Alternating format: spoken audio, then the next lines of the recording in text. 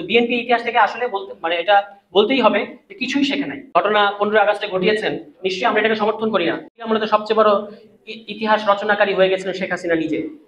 তো সেখান থেকে এইটারই একটা 72 সালে তারা যেটা করেছে, যেখান থেকে আমরা এই আলোচনাটাকে অ্যাড্রেস করতে চাই, আমাদের আজকে সংগ্রামের সাথে এটা নিবিড় ভাবে জড়িত। যে যেখানে 72-এর সংবিধানটা তারা যেভাবে একচেটিয়া ভাবে গায়ের জোরে একটা অনির্বাচিত পরিষদ দ্বারা গণপরিষদ গঠন করলেন, এবং সেই গণপরিষদে এক ব্যক্তিকে একেবারে সংবিধানের ঊর্ধ্বে তারা স্থান দিয়েছেন, সমস্ত রাষ্ট্রীয় প্রতিষ্ঠানকে ধ্বংস করেছেন। এই কথাগুলো আমাদের নেতারা বলেছেন। যে এইটা করার অনিবার্য ফল কি হয়েছে? অনিবার্য ফল হচ্ছে আপনি রাজনীতিতে রাজনীতি করার জন্য সমস্ত রাজনৈতিক দলে যে রাজনীতি করার অধিকার, এই স্পেসটা বন্ধ করে দিয়েছেন, রুদ্ধ করেছেন 72-এর সংবিধানের মধ্য দিয়ে। এবং এইটা যে স্বাভাবিকভাবেই যে প্রতিক্রিয়াটা হবে, এই প্রতিক্রিয়া বন্ধ করার জন্য আপনি দলীয় বাহিনী, রক্ষী বাহিনী বানিয়েছেন, রাষ্ট্রীয় সেনাবাহিনীকে মানে তাদের মর্যাদাকে ভুলুণ্ঠিত করে আপনি রক্ষী বাহিনীর মতো একটা বাহিনী বানিয়েছেন, যে যারাই কথা বলবে তাদেরকে ধরো মারো, ধরো তক্তা মারো পেরেক। শুধু সেটা না, রক্ষী বাহিনী এখানে অরুণা সেনের বিবৃতি যদি আপনারা পড়েন, যে নির্যাতন একজন বামপন্থী কমিউনিস্ট নেত্রী ছিলেন, যে নির্যাতন রক্ষী বাহিনী করেছে, এটা পাকিস্তানি সেনাবাহিনীদের নির্যাতনকেও হার মানিয়েছে। এগুলো একেবারে বিভৎস বর্ণনা আছে। তো এই রক্ষী বাহিনী দিয়ে যখন আপনি এভাবে পুরো দেশকে ঠান্ডা করতে চাইলেন, আপনি কি পুরো দেশকে ঠান্ডা করতে পারবেন? দেশকে ঠান্ডা করতে পারেন নাই। তখনই এই মানে এই অনুমানগুলো করা হয়েছিল, এই আশঙ্কাগুলো প্রকাশ করা হয়েছিল, যেভাবে 72-এর সংবিধান আপনারা করলেন এটা ব্যাকল্যাশ করবেই। এবং 73-এর নির্বাচন, মানে প্রফেসর রাজ্জাক বলেছিলেন শেখ মুজিবকে যে আপনি বিরোধী দল গঠন করার সুযোগ দেন, বলছে কেউ আসতে পারবে না। এবং দেখেন 293টা আসনে তারা জিতেছে। সুষ্ঠু নির্বাচন হলে কি হতো আমরা জানি না, কিন্তু 293 আসন পাওয়াটা অস্বাভাবিক।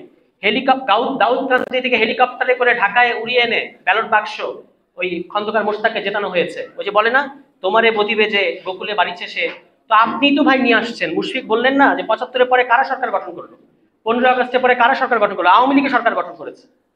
এবং সেই খন্দকার মোশতাককে তো আপনি নিয়ে আসছেন।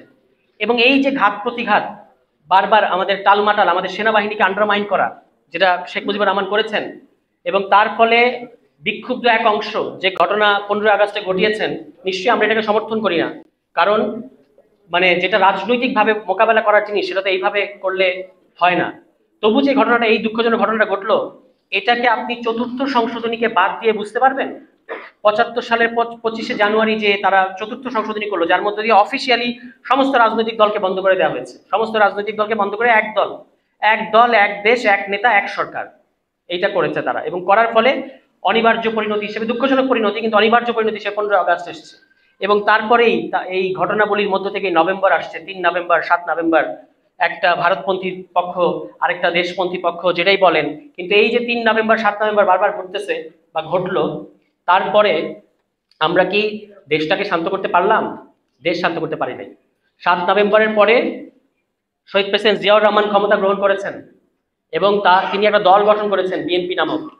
কিন্তু দুঃখের মধ্যে মানে বলতে হয় এটাই, যে ইতিহাস যেমন শেখ মুজিবুর রহমানকে স্টেটসম্যানের দায়িত্ব দিয়েছিলেন, তিনি সেটা পালন করতে পারলেন না। শহীদ প্রেসিডেন্ট জিয়াউর রহমানের সামনেও এই সুযোগ ছিল যে তিনি এই 72-এর সংবিধানটাকে পুরোপুরি ছুঁড়ে ফেলে দিয়ে নতুন একটা সংবিধান করবেন, তিনি সে পথে হাঁটছিলেন। এটা আমরা অনেকবার বলেছি যে 78 সালের 17 এপ্রিল একটা ফরমান জারি করে তিনি বলেছিলেন সামনে নির্বাচন হবে একই সাথে গণপরিষদ নির্বাচন ও আইনসভার নির্বাচন। তো বিএনপির আজকের নেতৃবৃন্দকে আমরা বলতে চাই, আপনাদের ইতিহাসটা পড়ে দেখেন, এই পথে আপনারা যাচ্ছিলেন, তারপরে কোনো এক অদ্ভুত কারণে আবারও 79 সালে আপনারা সংসদ নির্বাচনের পথে গেলেন, পঞ্চম সংশোধনীর মধ্যে করলেন। এবং পঞ্চম সংশোধনী করার মাধ্যমে কি ঘটলো? পঞ্চম সংশোধনী করার মধ্যে এখন পঞ্চম সংশোধনী তো আসলে অবৈধ। মানে 72-এর সংবিধানের ভেতরে যদি আপনি থাকেন, থেকে যদি আপনি ওই সংবিধানকে পরিবর্তন করতে চান, এই পরিবর্তন আপনি ধরে রাখতে পারবেন না। এটা কিন্তু আজকেও আমাদের বক্তব্য এটা, এবং এটার সাক্ষাৎ নজির হচ্ছে বিএনপি। কিন্তু বিএনপি ইতিহাস থেকে আসলে মানে এটা বলতেই হবে যে কিছুই শেখে নাই। এবং আরো একটা অদ্ভুত জিনিস, যে বিএনপি এসেছিল বাকশালের অ্যান্টিথিসিস হিসেবে। বাকশাল মানে একদলীয় শাসন, বিএনপি বলেছে বহুদলীয় শাসন। কিন্তু বিএনপির রাজনীতির মধ্যে আপনি বহুদলীয় গণতন্ত্রের কোনো ছিটেফোঁটা দেখবেন না। কেন দেখবেন না? কারণ আপনি দেখেন আজকে তারা চায় যে তাদের প্রতীক অন্যদেরকে দিতে। তো অন্যদেরকে যদি আপনি প্রতীক দেন, ছোট ছোট দল, এটা মানে হচ্ছে আপনি একটা মাৎসর ন্যায় কায়েম করতে চান। আপনি ধানের শীষ আসলে গিলে ফেলতে চায় অন্যান্য প্রতীককে। এটা কি বহুদলীয় গণতন্ত্রের সাথে যায়?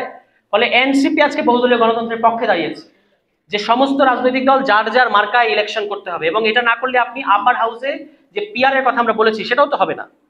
আপার হাউসে পিআর এর জন্য তো সব যে দলের, আমি এটা আমাদেরকে অনেক সাংবাদিক আপনারা জিজ্ঞেস করেছেন যে এটার ব্যাপারে আপনাদের মন্তব্যকে, আমি বলেছি যে দলের সারা দেশে 1% ভোট আছে তারা অন্যের মার্কায় ভোট করতে চাইতে পারে না। যাদের কোনো জড় ভিত্তি নাই, যারা ওয়ান ম্যান আর্মি, মিডিয়ার কল্যাণে, ঢাকার কল্যাণে, ঢাকার সিভিল সোসাইটি সহ বিভিন্ন জায়গায় সেলিব্রেটেড হওয়ার কারণে যারা ব্যক্তি হিসেবে বড় হয়ে উঠেছেন, তারা চায় ধানের শীষে ইলেকশন করতে।